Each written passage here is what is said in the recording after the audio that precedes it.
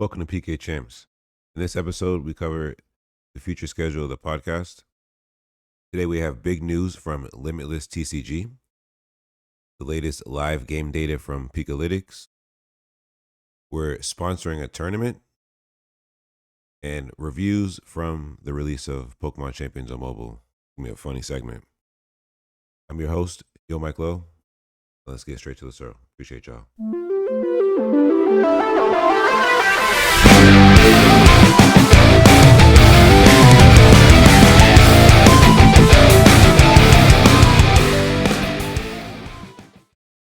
Thank you guys for tuning in. So, the future of the show, we were trying to aim for week to week, but we're stepping into a lot of different avenues with the community, trying to do more than just podcasting. So, what we're going to be doing, instead of aiming for weekly episodes, we're going to be aiming for bi-weekly. This way, in between episodes releasing, we can accomplish all the goals that we're aiming to do, setting up for. I know sometimes when you set up a week to week show, it can set expectations. Then once you break those, kind of messes up those expectations. So, kind of want to reset the table for something that'll be on a much better schedule for us. So, yeah, just expect bi-weekly drops, but we'll also be doing other content too. So I don't want it to seem like I was going from week to week to now just bi-weekly and doing nothing else. But we got some stuff to show you today. No worries. So check this out. It's official. We've been approved by Limitless TCG.com to become tournament organizer on their website. So this is part of why we're going to be going bi-weekly. This will give me time to set up tournaments. We can offer a prize pool, free entry. It'll give players a way to make some cash. It'll bring out more players out. I'm really excited for this, and I want to give a big thank you to Limitless for how fast they even approved it. It came back really fast. Yeah, look at that status accepted. We're in there. Yeah. Also with this too, it'll give me time to make content out of these tournaments. Set up some content. Put up some shorts. I've been talking to some people. I'm trying to get a video editor. Trying to hire someone to help with that. You want to delegate some tasks to get to the goal faster. Yeah, carving out more time to do other things with the show. I just think will help in the long run. But yeah, big news right there. Big news for the show right here. Limitless TCG has it approved our application. It was lightning fast. Now we can host some Champions tournaments. All right, been a few weeks. Let's check out the live data going on with Pikalytics. Our top 20. That's the last time we've been in here. It is now season 4. The Star Raptor. First thing that catches my eye: Star Raptor Grimmsnarl. That top 20 since the last time we had a show. Yeah. I haven't seen much Floette in the games I've been playing. But obviously, it's in the top 20, so he's out there. Let's scroll through the cores. As we look at the cores here, I don't see much of a change. Because after all the stuff that's gone on since the last time I recorded, I haven't opened Pikalytics, but just eyeballing this right here, I'm pretty sure it's the same since the last time we recorded. Only things that have crept in are just like Star out there and Raichu and Grimmsnarl. Yeah, it's pretty much looking the same. But I have seen what team have I've seen this team around a lot right here. The Excadrill Tyranitar team with the Staraptor. I don't know if I've seen it. You guys have seen it too. And like always, I can have the link in the description for this. You guys can come check out Pikalytics. We also have in our Discord. They've got a link from Pikalytics over to Limitless. Looks like it went 13-3 in the tournament. 13-3-1. They have a code here that you can copy. That you can go to Pokemon. You can go to Showdown, paste it right in there, and then you can replicate the team, play it for free, practice it before you actually make it in the game. Definitely a handy tool. Like I said, I can have these links in the description. All right, next, I'd see it on Twitter. Pokemon Champions was reaching out to top creators to help make teams and replica codes, which are rental codes, but it's replica. I just wanted to highlight 3 of them here. All right, first one was Mega Malamar from my lead provost. I haven't played Mega Malamar, but just looking at the team, it looked pretty cool. So I was like, for this episode, let me showcase some teams maybe some people haven't seen, or the concept. For those who might listen, who might use Twitter, go check out the Pokemon Champions Twitter account. They've been retweeting teams that they've asked these creators to create. But yeah, this one really defensive heavy. You got Grimmsnarl, debuffs. Ninetales has Aurora Veil, boosting your own defense. Cineroar, Parting Shot, Intimidate. But you got Goldango for power right here. I like this Goldango and Malamar superpower. Might try this team. I haven't tried it yet. But yeah, I'll have this I'll have these links in the description. Malamar. Next one, from Joe Ugarte, Mega Mawile. I like Mawile. Probably one of the reasons I was playing Legends ZA. I still have to finish that game. It takes forever. Mega Mawile. Let's see, it's on a Sun team. We got a Trick Room. Hold on. Let's see. So, okay. So the speed option, yeah, Chlorophyll with Charizard Y. I see it here. And if it's got to go Trick Room mode from Mawile, they got Frigoraph. Yeah, very cool team. I like this.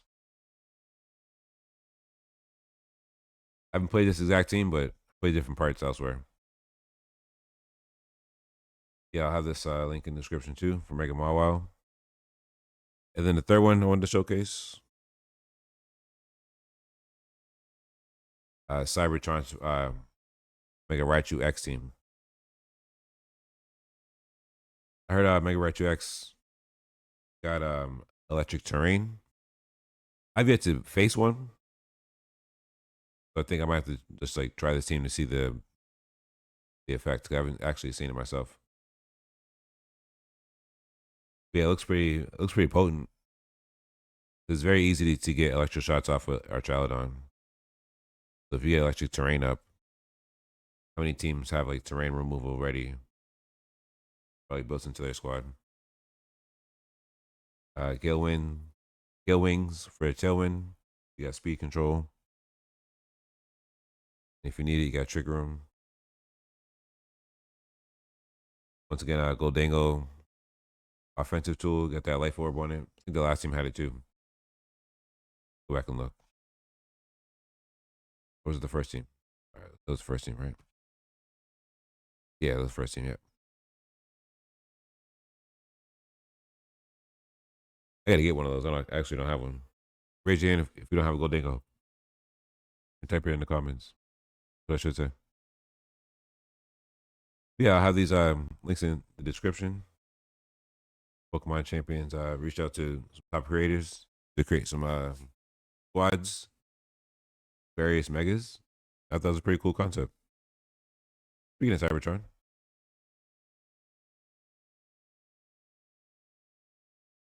page is loading. Definitely check out his YouTube channel. You want to be up to date and in the know. Basically from like day to day, tournament to tournament. When things change, Cybertron is on it. He's definitely one of the creators that I follow.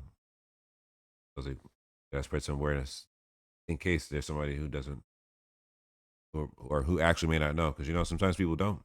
Be surprised. Certain things, like, to bring up topics on stream, and some people will actually be surprised and have no clue about it. So the more you know. But yeah, he has great content on his Twitter account and his YouTube when it comes to the game. Great visuals, great graphics. Because, you know, some people are like visual learners, so I think that's where he definitely got the nail in the coffin when it comes to making content. Yeah, shout out to Cybertron. And yeah, back to what I was saying earlier about Limitless TCG accepting us as tournament organizers. We're also stepping into the field of sponsorship. Yes, we are sponsoring the Cream Ball Cup hosted by It's My Kel on Saturday, July 25th. Shout out to It's My Kel. There's actually going to be a special giveaway during his live stream. So those who got that code from Michael will be typing it in the comment section. And then we're going to be picking a winner from that comment section live on stream. And they're going to get a exclusive $9.99 for Battle Pass that they can get some swag in Pokemon Champions for a month. Because, you know, ain't nothing free in this game. Not even the VP. But yeah, they're going to win $9.99. But how they would like in Pokemon Champions. Yeah, if you're in that live stream, get that code from It's Michael, type it in chat, and enter this giveaway. And then for the second giveaway, you got to join my Team Nebula content creator Discord. And when you join the Team Nebula content creator Discord, type in the general chat and say, YoMicLow sent me here. And you can enter the second giveaway. So here's 2 chances right there. One from It's Michael's tournament, and the second one from the Team Nebula Discord. All right, here's that video I wanted to show y'all. Here's the reviews from the release of Champions on mobile. Listen to how funny this is. I appreciate y'all for checking the show out. We'll see you next one. While it does have its nostalgic side to things, like how it is with its battle sequence and the Pokemons, this is, I'm trying to read it word for word, by the way. So Pokemons, this is simply just too chaotic, unenjoyable game to play. Almost every attack you do is either countered by a Pokemon that either doesn't have the speed check to have it go first, or that every attack is simply reduced to barely anything. The matching for any battle is just absurd. It'll place you with bots within the first couple of matches and set you up with real players. There's a lot to digest with this first review. The best line of this, though, is almost every attack you do is either countered by a Pokemon that either doesn't have the speed check to have it go first, or that every attack is simply reduced to barely anything. So homie's complaining about Protect, and homie's complaining about getting red. And you know what? I can agree with them. Masa says, this game is like any other Pokemon game when it comes to fighting mechanics, except I can't help but notice or feel like the odds are stacked against me. It's like I have no luck on my side with the game. All right, Masa just played competitive Pokemon for the first time. My quick claw doesn't work like it should. I'm constantly getting killed back to back as if I'm some type of noob playing Pokemon. Definitely doesn't make the game fun. I've waited for this game, and to see this turns me off from playing. You've been warned. Did you find this helpful? Yes. Yes, I did. That's very helpful. Okay, I'm not gonna lie. I'll be sitting here doing. This is the legitimate complaint too. Masa, this is the realest complaint so far. I'll be sitting here doing a 4-hour stream with Decidueye with scope lens, has a 50% chance to crit. That's real. And he does not crit the whole game. I'll feel you, Masa. I didn't enjoy this game. There is no proper tutorial explaining what to do with the coupons or even where to find and use them. Is that true? Like, I'm gonna be honest, I clicked A during all the tutorials. Is that true? I mean, they're kind of like self-explanatory, but it never tells you what to do with them. I don't believe so.